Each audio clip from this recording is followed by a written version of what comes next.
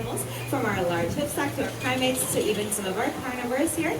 Now, a couple things about our facility. We've actually been around since the 60s. We were founded in 1967. However, at this time, we looked a whole lot different than we currently do.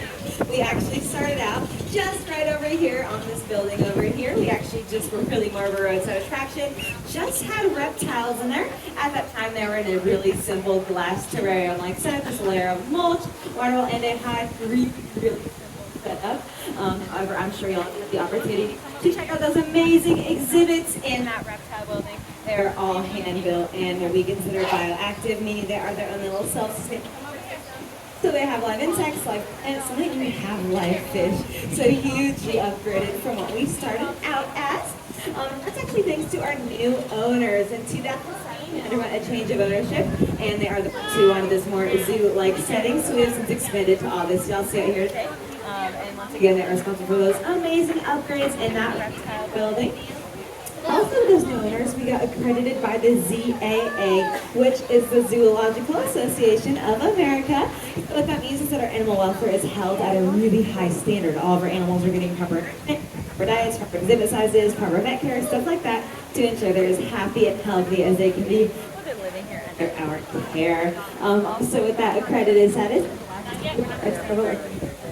programs as well as conservation efforts. So every dollar you put here at our facility not only goes back to feed our animals, but also to help their wild counterparts as well. A couple more things about our facility really quick. We are still working on some construction and some projects. Our most recent project is actually right here behind us.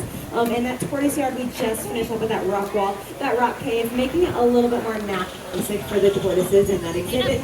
And we also are working on a new exhibit right behind us over here as well. We also recently purchased about 25 acres behind our large carnival and our large hipstock exhibits back this way, which we're going to work on expanding into in the future. So stick around. We are super excited for our expansion. So we're going to add more exhibits back there, as well as upgrading some of our older ones, especially like the ones along our carnival walls. These guys are our oldest exhibits. We're going to give these guys a lot more room, which we are really looking forward to. So stick around for the next couple of years for that expansion. And then we also have expanded not only infrastructure-wise, but also with our zoo animals. We've got a ton of baby animals this time of the year for y'all to enjoy. Now most of them are going to be next door in our petting zoo. We've got a bunch of baby goats that are anywhere from a couple weeks old to a couple days old. We also do have some axis deer fawns as well as some baby black buck in there.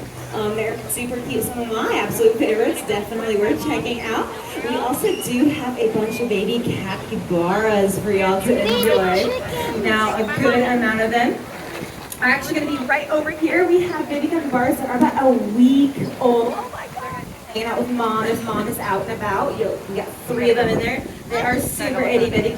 Definitely worth checking out. We also do have 2 about 7-month-old cappies. We've got one that's right in this nursery area right here, and then one that's at the far end of that petting zoo. Those are Pebbles and Peanuts.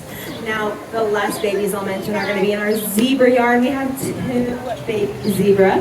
One is about 3 months old and one's about 4 weeks old. So they are definitely worth checking out. They're still super cute at this age. Alrighty, y'all. Now I'm going to go ahead and introduce y'all to our guest. Before I do, I want to introduce y'all to this lovely red fence I have here in front of me. Now, this fence is for your safety, so I'm going to ask that throughout the entire duration of the show. Aiming on the fence. Nobody's going to be leaning anything over the fence, so we're not leaning too far over. Now we're not setting any kiddos up there. Right now we look pretty good. If I notice that, I'll go ahead and point it out again, but we look pretty good right now. Alrighty, y'all. I'll go ahead and introduce y'all to our guest stars. They're really excited. So we've got our 2 spotted hyenas behind me. Their names are Sniffs and Sangha. Now they are full brothers. So Sniffs is going to be the larger of the 2. He's right here up front. He's got a lot lighter dots, a lot lighter coloration, as well as being a little bit larger. Sangha is the smaller of the 2. He's got those a lot darker boots and those darker spots. So these boys are pretty easy to tell apart. I mentioned they are full brothers, and they are both 15 years old.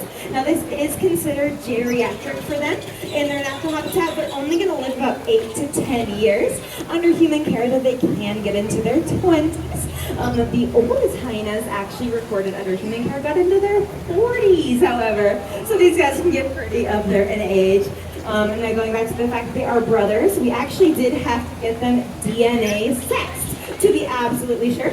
If y'all are not familiar with hyenas, both male and female hyenas have all of the exact same body parts. And when I say all of them, I mean all of them. So it is pretty difficult to be able to tell the difference between males and females. So to be absolutely sure we had no surprises with these boys, we did get them DNA tested just to be absolutely positive we wouldn't end up with any surprises. Now, if y'all are familiar with a lot of typically, if we've heard of the Lion King, you're going to know these guys are depicted pretty commonly as being dumb scavengers. And that could not be farther from the truth because these guys are actually really, really intelligent. Hyenas actually have intelligence comparable to baboons. And these guys are not just scavengers. If they feel like they need to, they absolutely will scavenge. However, they also will form a pack and they will hunt their own prey. They have no problem with that. Sometimes scavenging is a little bit easier. Now, spotted hyenas are also called laughing hyenas. When these guys are excited or nervous, they're going to make that kind of laughing, chortling noise. You might hear it in a couple minutes here. Now, obviously, since it's just about feeding time, they're pretty excited right now. And they are the only member of their family, of the family Hyenidae, that makes that noise. Hence the name laughing hyena. Right before I get into feeding, do you guys think they are close related to cats or to dogs? Neither. I'm hearing some dogs. Once again, we don't want to be anyone climbing on this fence here. But they actually right now are in their own family Hyenidae. Other members of this family are going to be the brown hyena, striped hyena, and then the aardwolf. However, way back when they used to be part of feliforms, meaning way back when they were considered more cat-like. Alrighty, now I'm going to go ahead and jump into the moment we are all waiting for, as what these boys are waiting for as well. So these guys are getting a mixture of chicken and beef. Now do not worry, it is not the chickens you'll see around the zoo today. Those are for...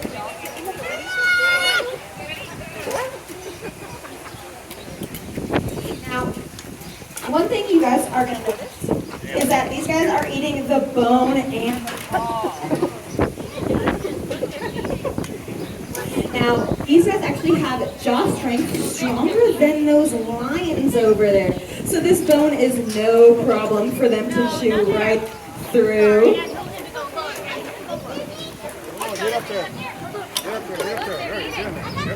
Right here, look. All right, we are just about to the end here with these boys. No.